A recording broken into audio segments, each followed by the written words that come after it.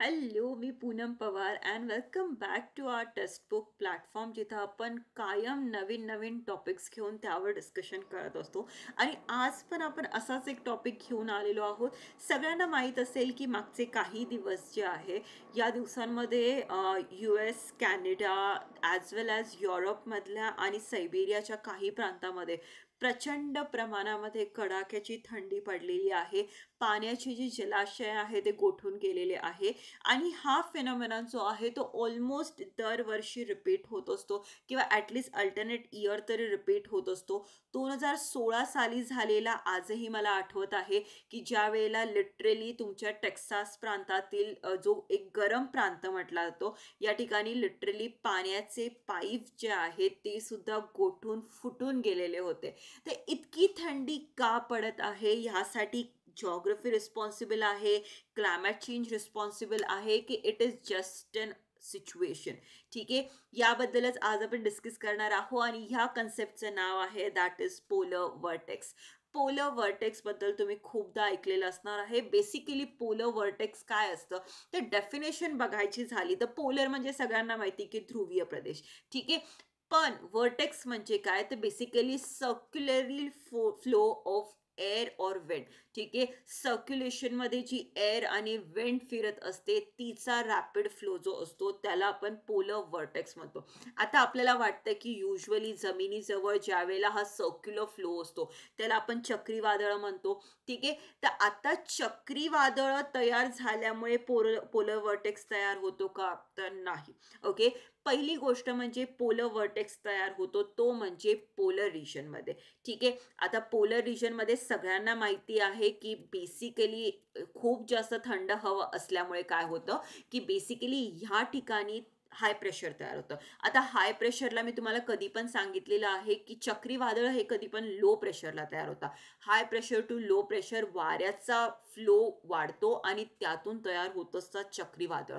म्हणजे काय तर हा बेसिकली जमिनीशी किंवा जमिनीजवळ असलेल्या हवेशी संबंधातला नाहीये.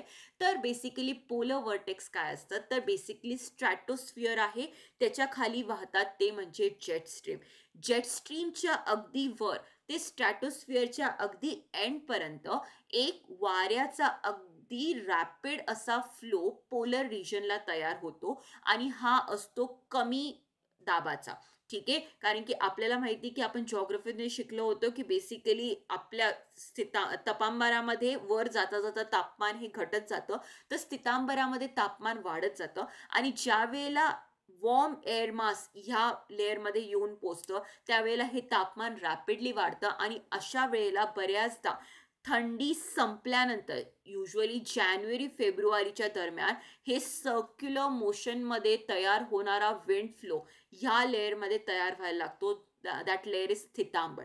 ठीक आहे, या स्थितांबरामध्ये हा सर्क्युलर फ्लो जो असतो तो कंटिन्युअसली तयार होत असतो आणि ह्या वेळेला काय होतं की युजली जर हा फ्लो तुमच्या पोलर रिजनमध्येच राहिला तोपर्यंत ठीक असतं कारण की it's like it is going to give you cool breeze वगैरे वगैरे.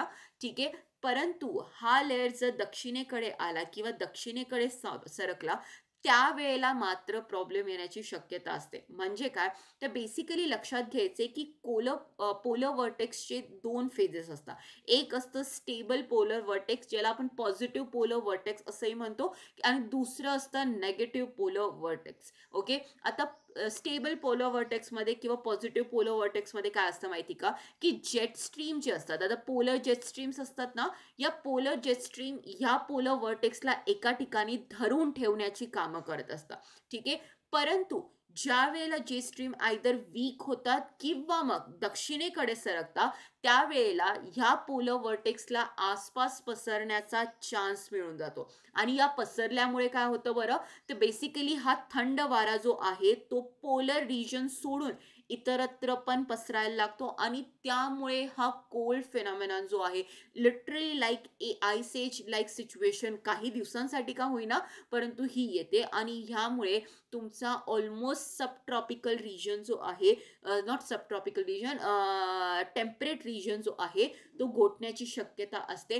युजली लक्षात घ्यायचे की हीच कंडिशन नॉट जस्ट US कॅनडापर्यंत मर्यादित आहे परंतु बरेचसे युरोपियन कंट्रीज ॲज वेल ॲज तुमच्या सेंट्रल एशियन आणि मंगोलिया, सायबेरिया हा सगळा रिजन जो आहे हा पोलर वर्टेक्सच्या इन्फ्लुएन्स खाली येऊ शकतो. मात्र आपण त्यातून बचावतो युजली. याचं कारण असं असतं की आपल्याकडे हिमालयाच्या रांगांनी आपल्याला खूप जास्त मेहरबानी केलेली आहे.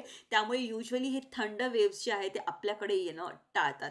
ठीक आहे, तर इथे लक्षात ठेवणार आहात स्ट्रॅटोस्फिअरमध्ये पोलर वर्टेक्स तयार होतो आणि तो त्याच्या खाली वाहणाऱ्या जेट स्ट्रीमला इन्फ्लुएन्स करत एक्सपांड करण्याचं काम जे असतं ते करत असतो. उन्हाळ्याच्या दिवसांमध्ये जसं जसं उन्हाळा वाढायला लागतो तो कमकुवत होत जातो. युजली याची सिच्युएशन सर्वात स्ट्रॉंग असते ती म्हणजे स्प्रिंगमध्ये. म्हणजे युजली एक्सपेक्ट करायचं जानेवारी फेब्रुवारीमध्ये बऱ्यापैकी तो स्ट्रॉंग असतो, त्यानंतर वीकर होत जातो आणि त्यानंतर तो सगळीकडे पसरायला लागतो आणि त्यातून मग हिमवादळे वगैरेची सिच्युएशन जी आहे ती येण्याची शक्यता असते.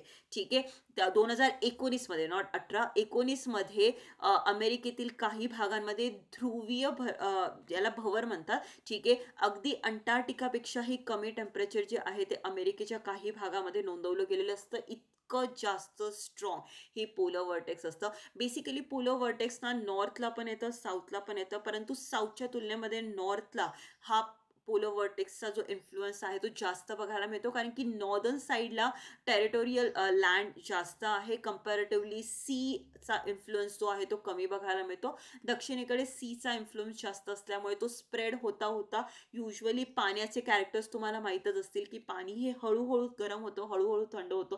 त्यामुळे इतका इन्फ्लुएन्स दक्षिण गोलार्धामध्ये बघायला मिळत नाही. कंपॅरेटिव्हली उत्तर गोलार्धामध्ये त्याचा इन्फ्लुएन्स जो असतो तो जास्त असतो. हवामान बदलामुळे ह्या गोष्टी वाढल्या आहेत का? बेसिकली हवामान बदलांमुळे तापमान वाढ होत आहे आणि मी तुम्हाला म्हटली की बेसिकली वॉर्म एअर मास जो आहे तोच कॉन्टॅक्टमध्ये आल्यामुळे हा वर्टेक्स तयार झालेला आहे. तर ह्यामुळे बऱ्याचदा तुम्हाला ही वर्टेक्सची सिच्युएशन जी आहे तर रॅपिडली येताना येऊ शकते. म्हणजे काय, तर अल्निनोच्या बाबतीमध्ये आपण काय म्हटलं होतं की युजली 6 महिन्यातून 6 वर्षातून किंवा 4 वर्षातून हा रोटेशनमध्ये यायचा, पण अगदी आता तुम्ही बघू शकता की 2 वर्षातून 3 वर्षातून हा रिपीट होताना दिसतो. सिमिलर कंडिशन पोलर वर्टेक्सची पण आहे. पोलर वर्टेक्स पूर्वी 2-3 वर्षातून एकदा रिपीट व्हायचा आणि इतका सिव्हिअर तो कधीच नव्हता. परंतु आता तुम्ही बघू शकता, मी तुम्हाला म्हटले ना की 2019 साली जे टेम्परेचर नोंदवलं गेलं US मध्ये ते त्यातल्या काही भागांचं टेम्परेचर हे लिटरली अंटार्क्टिकापेक्षाही कमी होतं.